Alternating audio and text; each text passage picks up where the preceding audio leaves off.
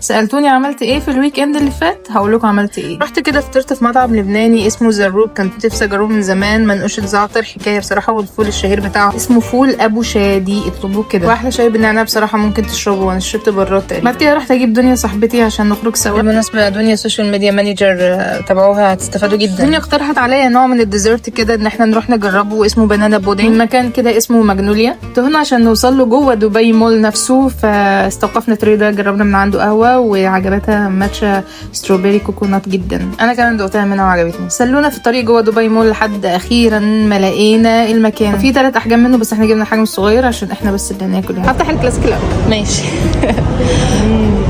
اسمها ايه اللي بيعملوا ريفيو دول؟ فود بلوجر.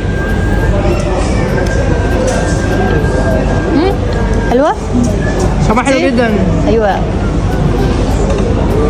صوت الكراميل. حسيت تبقى مسكره اكتر بجد. نشوف. بسم الله. الله شكلها حلو قوي.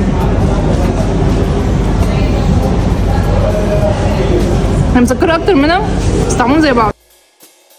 خلصنا وطلعنا على البحر عشان اجواء المولات دي بصراحه بتخنقني، ولقيت بنات بتلعب فولي فدخلت ولعبت معاهم بس، وروحنا مبسوطين الحمد لله، وقعدنا نغني في الطريق واحنا راجعين.